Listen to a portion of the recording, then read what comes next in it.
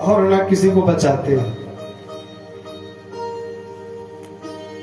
तो बोले जैसे बेटा कोई कैमरा चलता है ना, तो कैमरे के सामने जितने लोग आते हैं सब रिकॉर्ड हो जाते हैं, जो नहीं आते वो रिकॉर्ड नहीं होते। ऐसे ही जो भक्त परमात्मा की दृष्टि में आ जाता है वो मुक्त हो जाता है, और जो दृष्टि में नहीं आता वो भटकता रहता है। भगवान तो भेदभाव नहीं करते। एक शिशुपाल नाम का राजा था, और वो भगवान को 99 गालियां रोज देता था। भगवान ने उसकी मां को वचन भी दिया था कि कोई बात नहीं, मेरा भाई है, मैं इसको नहीं मारूंगा, पर अगर इसने 100वीं गाली दे दी तो मैं छोड़ूंगा भी। अब ये रोज याद कर करके पानी पी पी के 99 गाली रोज देता था। विचार करिए,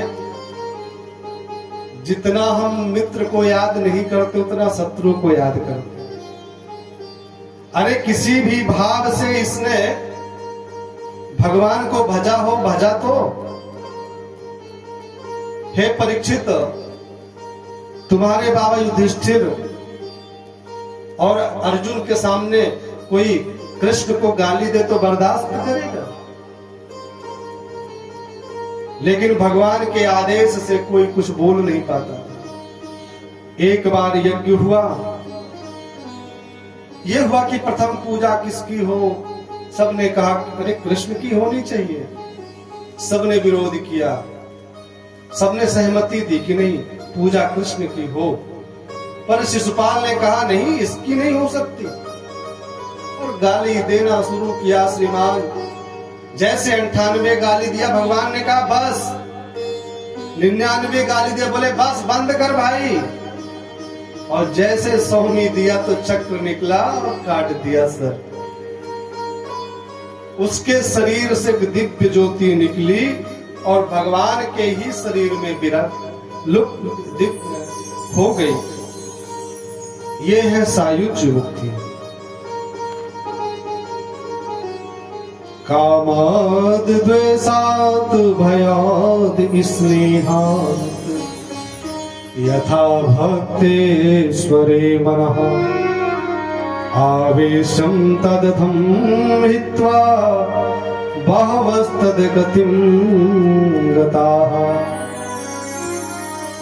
पर महाराज वो तो गाली देता था,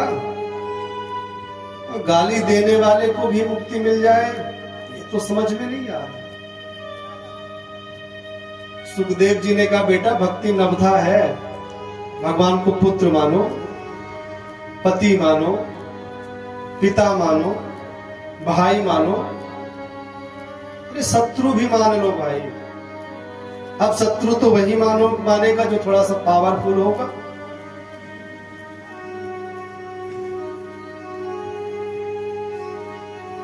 कहते हैं कि मैं तुम्हें एक कथा सुनाता हूं, ध्यान से सुनना।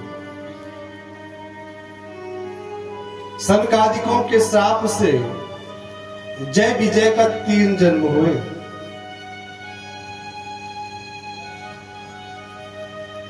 अब ये हिरण्याक्ष और हिरण्यकश्यपु के रूप में आए थे। चला दीजिए जनरेटर।